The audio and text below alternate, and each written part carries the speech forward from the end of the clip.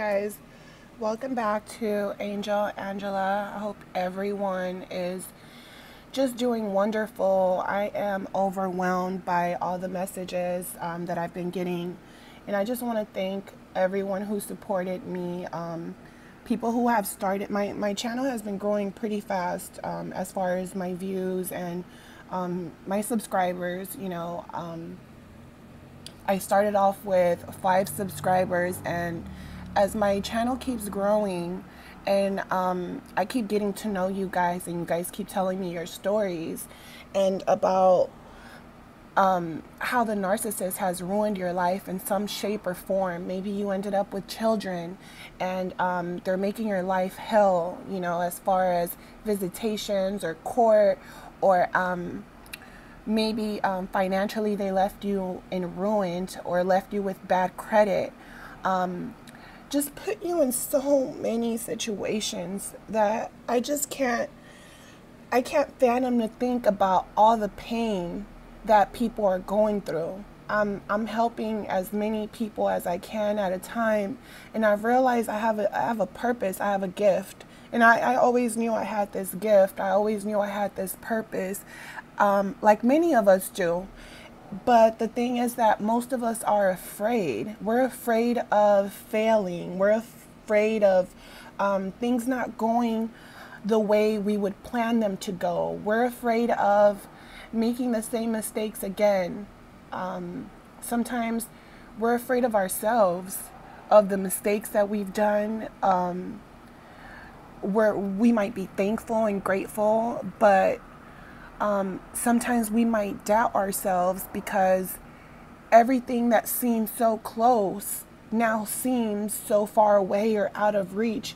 And as much as we try to be content and just grateful with living and functioning every day, to the best of our abilities, there's still always some type of void or some type of problem, or always seems like there's an issue, or there's someone who is or we're being triangulated by multiple people. Sometimes we have family that and friends who talk bad about us, or I wouldn't call them friends and family, but that's what they are. Physically, spiritually, we're all going through a mental war with ourselves and one another, because a lot of us are lost. We don't understand how could bad things happen to us. But it's not about going through something that is bad. It's not about this person ruining your life. It's about learning the lesson. And what happens a lot and most of the time is that God reveals to us who this person is, but we don't want to believe it. We don't want to accept it. Others might tell us or warn us about the consequences of dealing with these people, and a lot of times we think to ourselves, you don't know the relationship. You only know the bad. You don't know the good. You don't know how it feels when me and the narcissist aren't on good terms. Because what happens is that when you tell people your problems, that's all they're going to remember. Most people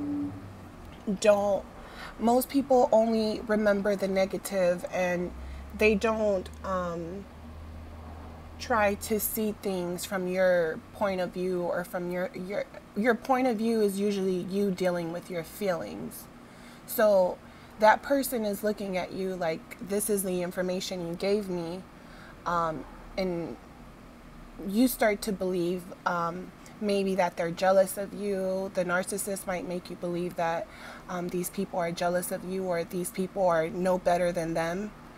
But the truth is that everyone makes mistakes. And the thing about it is that not everyone's a narcissist. Some people just make mistakes in life, and they need a second chance. Sometimes you need a third, fourth, sixth, eighth, 10th chance because you just don't get it. Some of us, we really need that.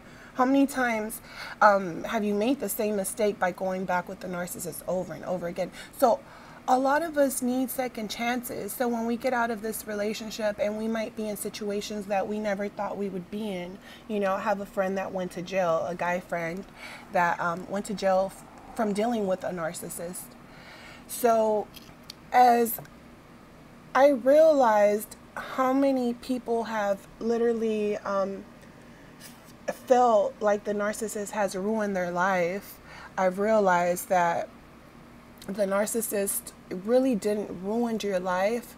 If you look at it in a physical form, financially, maybe your job or school, or materialistically, or your credit, you would think this person ruined my life.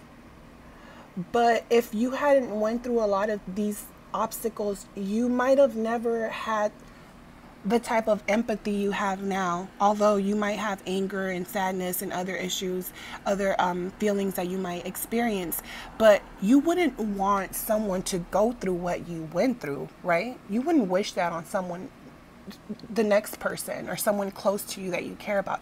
Why would you wish that on them? A lot of people can't even understand the pain that these people leave you in, because sometimes they leave you with nothing, no family, no nothing. And sometimes we believe that we have it worse, you know, but everyone is a reflection of ourselves. Everyone is a mirror. The narcissist didn't do anything but mirror themselves, who they are, back to themselves, although it was hurting your feelings along the way. But by you accepting it and you believing the fantasy, you were also doing the same thing. You were reflecting those things back into yourself. You were reflecting an intimacy that you never had. So a lot of times when we do this to ourselves, we think about all the things that we have lost, but we don't think about all the things that we have gained. It feels like they ruined your life, and you don't think about maybe your pain is only temporary. Maybe you have a mission to do here on this planet. What's the difference between you having a life sentence in jail and having a life sentence here in this world, you know, that we live in? You know, you don't pay your taxes, you don't pay your bills, you don't pay your student loans. There's more problems that are going to accumulate. You get a DUI. Guess where you end up? You end up in jail. And sometimes we end up in relationships where we don't take care of ourselves, and we stop caring about bills and things like that. And then guess what? We're in trouble for something, or we're getting ourselves in a situation. And meanwhile, everything is getting worse and worse and worse. And every day we're just blaming the narcissist, not understanding that we're projecting, we're reflecting that energy and that entity. We're attracting that into our life. And sometimes you really have to be thankful that you're alive, that you're breathing, that you're walking, that you have sight, that you have hearing, that you can hear my words right now, that you can understand listen to my pain and my what I've been through and how I got through it and how you can get through it. You have the ability to listen to me. Think about the people who are deaf, who can't hear, who can't see, and they're also going through traumatic relationships and things like that, because they feel as if, hey, I can't see and I don't have sight, I can't walk, but this person, you know, they're willing to love me because I'm handicapped, or I'm in a situation where I'm not physically good. So these people also go through things that we go through, and they were also vulnerable like we were. So think about how worse that person might feel, that, hey, I have a disability, and this person preyed on my weakness because of that disability. Hey, you know, this person You know, I was living in housing, and this person came and brought me problems, and now they kicked me out of my housing, and now I'm homeless. People are going through so many situations right now, and it's all because of narcissism. Narcissism has been going on for centuries, since Jesus' time, since Jesus went through his share of betrayals, since Jesus had to leave his city because no one in his city believed in him. And as soon as he started to venture out into the world, he started to have so many people who believed in him and who believed in his word. And through that, through the power of belief and the power of love, because he was preaching love,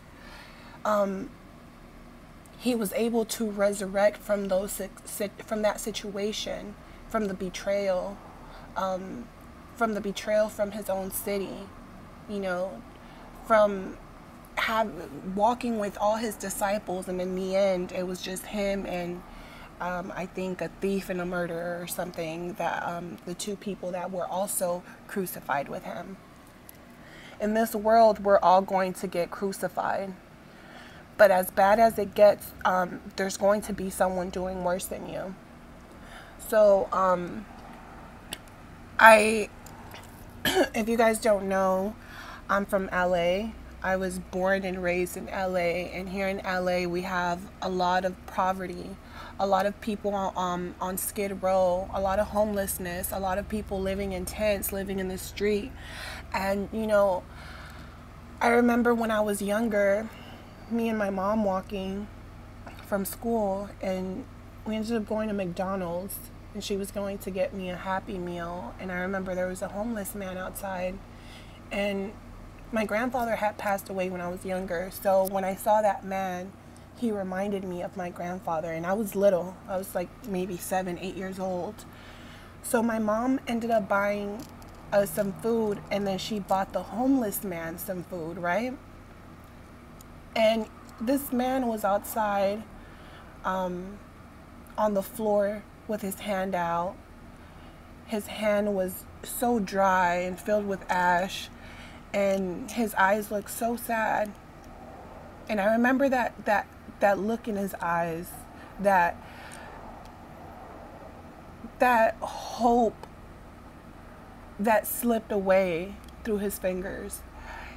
And when I was younger, of course, I'm a kid, I didn't really understand. I just knew that, hey, this person's sitting outside, and in my mind I thought, oh, you know, these are people who are on drugs and who you know, have alcohol problems, and they're crazy, you know, like most people assume, you know, because just as you become a black sheep in your family, these people become a black sheep in society. So that hurts my heart very much, to think about all the pain I'm going through, and that someone else is hurting even more. I might have lost a lot, but I have a bed, I have a roof. I have to appreciate the things that I do have, because some people don't have those things. Yes, my heart was broken. Yes, I literally, my partner almost killed me. I almost died. And if I didn't die, I almost felt like I would kill him. I was at that point. And I don't want to sound, you know, like I'm angry, because I'm not, you know. I actually appreciate everything that I lost. I appreciate it. I'm happy. I'm actually happy. I went from having everything, I mean, driving the nicest cars and doing all these things. The narcissist took everything from me, and I had to rebuild myself again. I spent days, nights, months by myself. I spent years by myself with no family, no friends. I had to start a whole new life. I had the people closest to me, my brothers, betray me, wish bad on me, and I wasn't understanding why. And it seemed like when the narcissistic relationship ended, I was getting prosecuted more and more and more. And every time I tried to explain to people what they were doing and saying that didn't make any sense, they would look back at me like, what are you talking about? But then when I would talk to someone who I didn't grow up with, you know, people who are normal, non-narcissistic people who might even be black sheep in the, you know, themselves, they were also trying to understand what the hell these people are talking about. And I realized, like, man, it's a lot of people that do this to these black sheeps.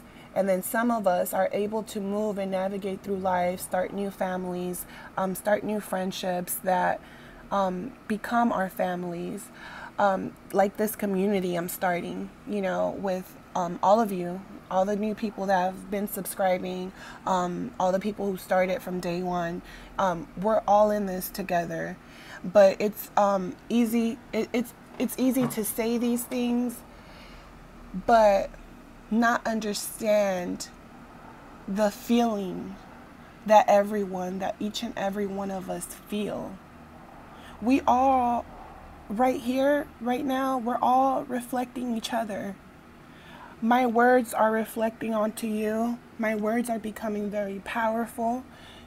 These words that you can learn from or that you can relate to, you can go out and be that good person for your community.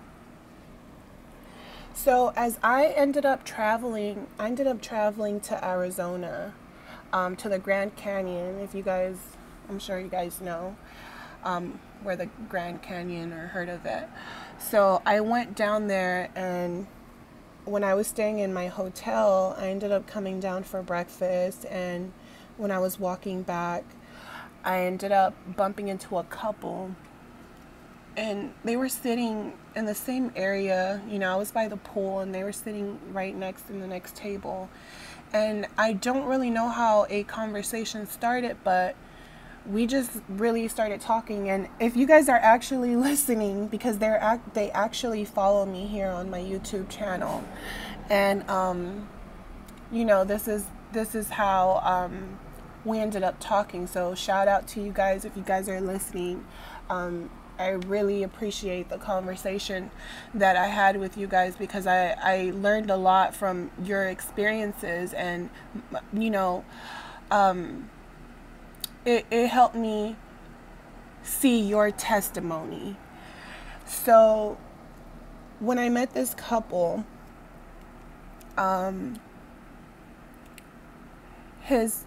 the husband tells me that his wife lost like over 100 pounds. She's really thin, beautiful woman.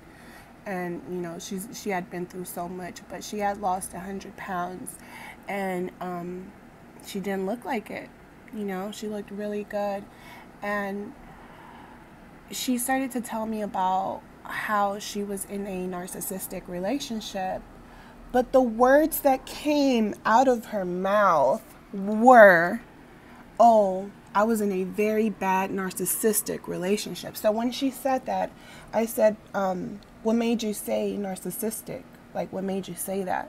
Because as we know, there's a lot of people in these negative relationships. And then sometimes it's our parents or people older than us that have been in these relationships. And she tells me about how she basically researched it, and she already knew there was some type of dysfunctionality. She already knew that this person was cold-hearted. But of course, like many of us, we find out the terms. So her husband started telling me his life story. You know, basically, you know, the female that I met, she went through the same thing all of us went through. She went through everything, except, you know, she was homeless. She was living in her car. You know, some of us have been in those situations. But she tells me that she met her husband in this neighborhood that he basically was her neighbor. And he ended up being in a narcissistic relationship too. Like, he was paying for everything. Nothing was ever enough. His partner was cheating on him, to the point where he caught her cheating, and caught her cheating in his own house. So since they were neighbors, they would kind of talk to each other about their problems as the years went by, but they were just friends, you know, because when you're in these narcissistic relationships, you're not thinking about anyone or anything else. You're not even thinking about yourself. But these people were thinking about them, about, you know, their partners and their situation, and they became real close friends.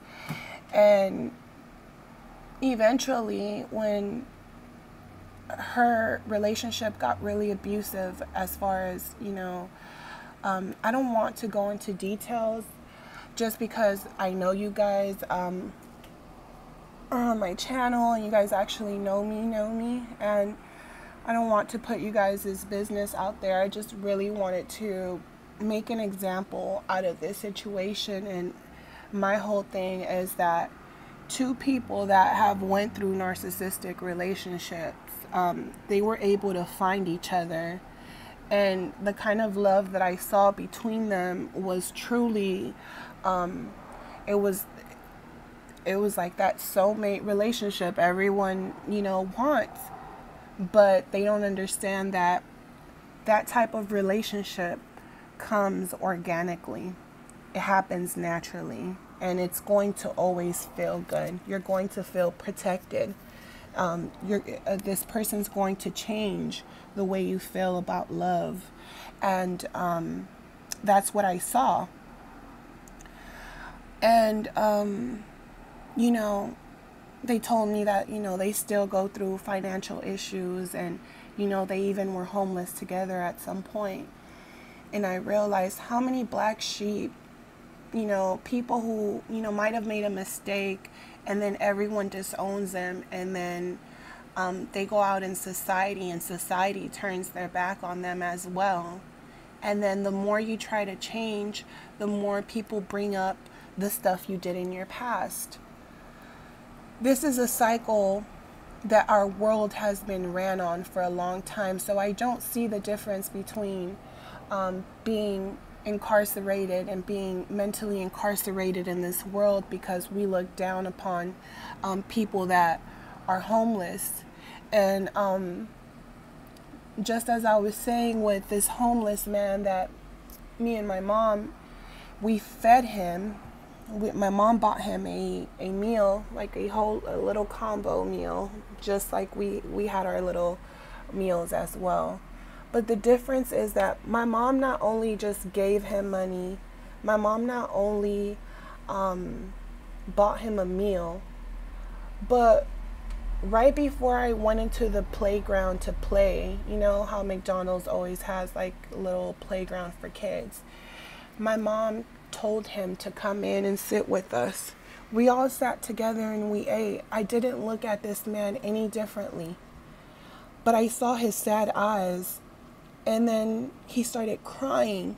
He started crying like a child because people treat him as if he's invisible. How many times do we feel invisible after leaving a narcissist?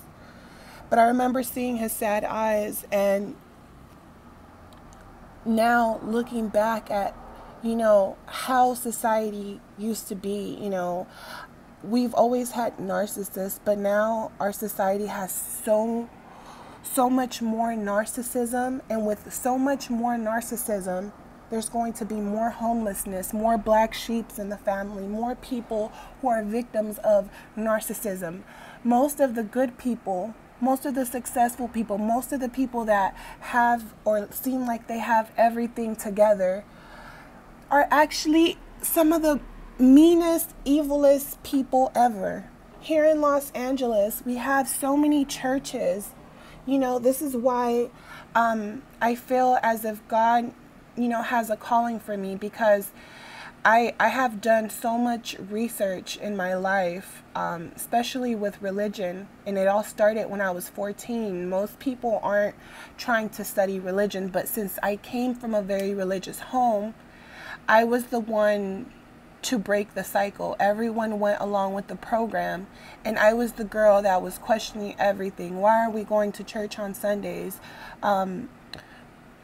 Why do I have to eat this bread and call it Jesus' body and wine? I was asking these questions. I was asking about idolization. Why does the Bible, because we would go to Bible study, read these things, but do the opposite. So to me, everything everyone said, Jesus coming out of the clouds, everything was so literal to them. And to me, it was like, no, Jesus isn't coming out of the clouds. Idols are not just these statues that you guys talk about, but even with statues, they're all over the fucking place. So this doesn't make any sense. Then I'm thinking maybe like idols, like music artists, actors. But no, idols can be anything. If you love someone more than you love God, if you have faith more on a person than you have with God, God can't do anything for you, because you're telling God, hey, this person, they'll help me out. And as we know, the narcissist is not a reliable person. But since I question these things to myself, I realize that there's a big problem, in not just in my community, but in this planet, in this world. How do we have so many different religions who preach about love, but we all hate each other for having different opinions or different perceptions of what is right and what is wrong? One thing that we all know is right and wrong is wrong. We know that. Right is right and wrong is wrong, regardless of your religion, regardless of what you believe in. But somehow, everyone's against each other. Everyone's doing bad things. They go confess their sins. They think their sins are forgiven just because they went to confession. They give fake apologies to people without really meaning them, and then go back to being fake. And it seems like we're watching evil people. It's as if evil people are considered good people and the good people are considered bad people. And as I'm realizing that, and I'm realizing how many of us feel as if these narcissists ruined our life, I want you guys to just think about the people who have been out on the street for so many years, and you see them for years at a time. You might leave the state and come back and you still see these people doing the same thing. A lot of people have plans. A lot of people tell themselves they want to be something greater, that deep down inside they feel like they can achieve anything. I've had so many conversations with many people who have something in their heart that tells them that if they put in the work, they might achieve all this success, but they always tell themselves that they're afraid. They're afraid of failing. They're afraid of rejection. That's because you can achieve everything, but you don't have faith. If you're out on the street right now and you have to pretend to smile because you don't know where you're going to sleep, or you're scared about your safety, I want to tell you to have faith. When I say I've been through everything, I've been through everything. And the more that, I started off this channel just to help everyone understand that you can move on from these experiences. This person has not ruined your life. They opened you up. They woke you up. And you do have a purpose, and we all have different purposes here. My purpose, I know, is to help uplift others, because that's what I'm good at doing. This is what people know me for. This is what people come to me for. But I've realized that I can't just mentally keep helping others. I need to physically help others. So I've decided that with this channel that I have, And I'm hoping that you guys can stick with me and support me through this. I'm not doing this for myself. I'm doing this for everyone who's been through narcissistic relationships. And what I want to do is I want to start a fund for the homelessness, for the people who have been abused and have been put through narcissistic relationships and have ended up on the street, who have lost themselves. I want to be able to provide food, and I want to be able to provide regular necessities of everyday needs, which is shampoo, conditioners, soaps, toothbrushes, toothpaste. And not just that, I want to be able to leave some type of note or inspirational quote, and also my YouTube channel connected to these care packages, so that the people who are on the street who have cell phones, you know, there's government phones that people have. There's ways where a lot of these people actually get on here on YouTube. They make their own YouTube channels sometimes, and they show you guys how they live. Sometimes they show you guys, you know, about how to survive, you know, and sometimes they come on here and they need guidance, or they need strength from these narcissistic relationships to keep going. So I want to be that person where not only am I helping my community, because there's all these churches around that, you know, everyone comes to Mass on Sunday for 1 hour, 2-3 hours. And it's a one-day event. You might have Bible studies or choir practice during the week. But there is so much money that goes into all these churches together. Every type of church that there is. There's too many churches. There's too much empty space. There's too much. I mean, you guys have all these big rooms where you guys come for Bible study and things like that. Why can't you guys make, you know, homeless shelters at these churches for families, you know, for women who have children and who are out here on these streets? I don't understand what type of fucking world we live in. This shit is mind blowing. How people are having their lives ruined psychologically, and no one is warning our children about this disorder, about the real meaning of good and bad.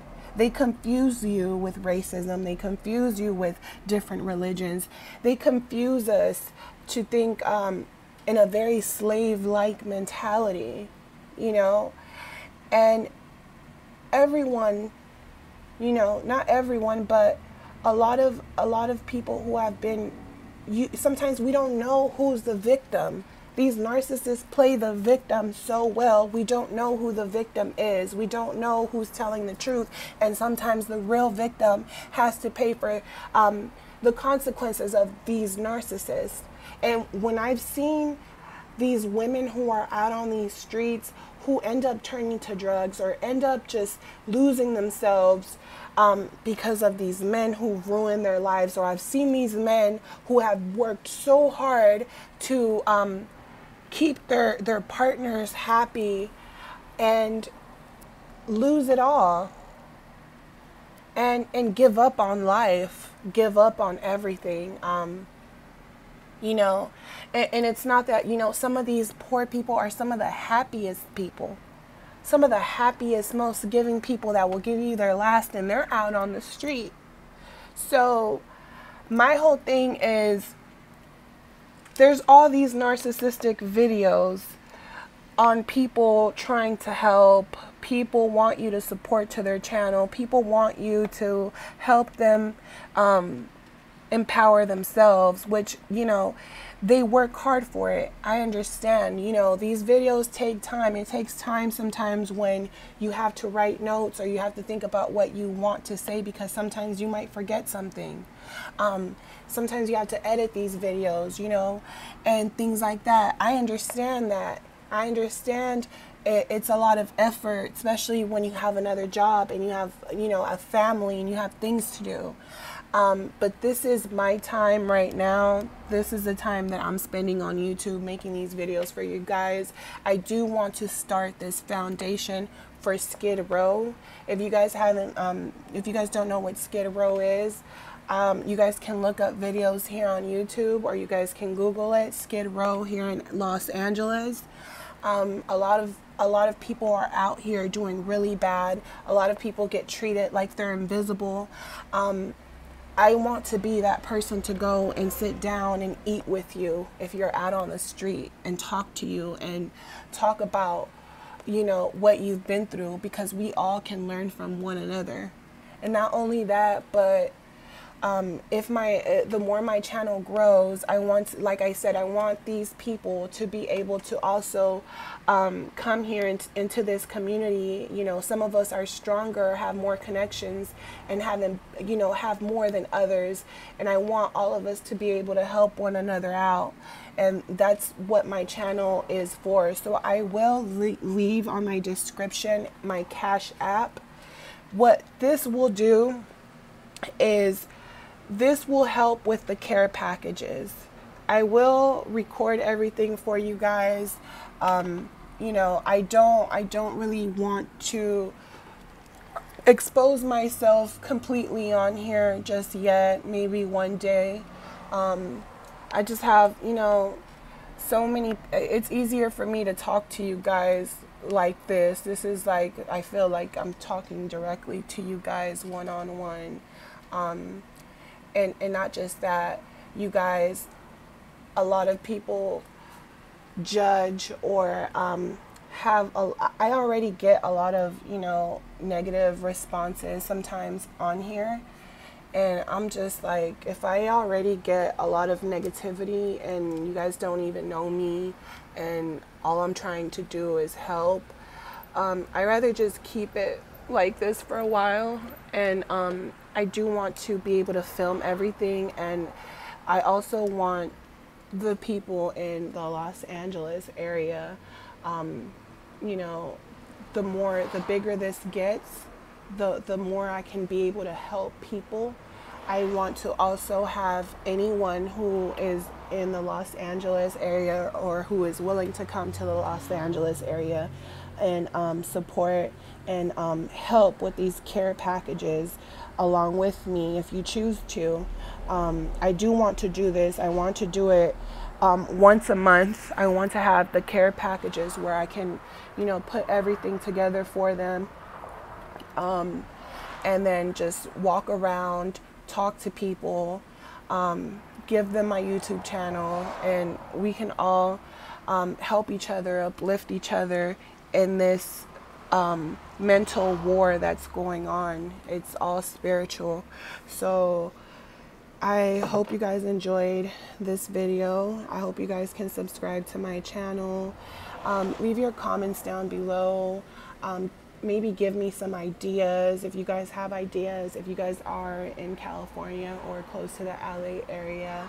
Tell me what you guys think about all this religions, all these churches who have these big, huge buildings, all just this country, all the cities who have so much money, and somehow they're not fixing the communities, they're not bringing new businesses, they're not doing anything, and yet the poor is getting poorer and the rich is getting richer. And it's one thing being poor, but being poor psychologically, being poor in spirit is the worst thing to be. It's the worst place to be in.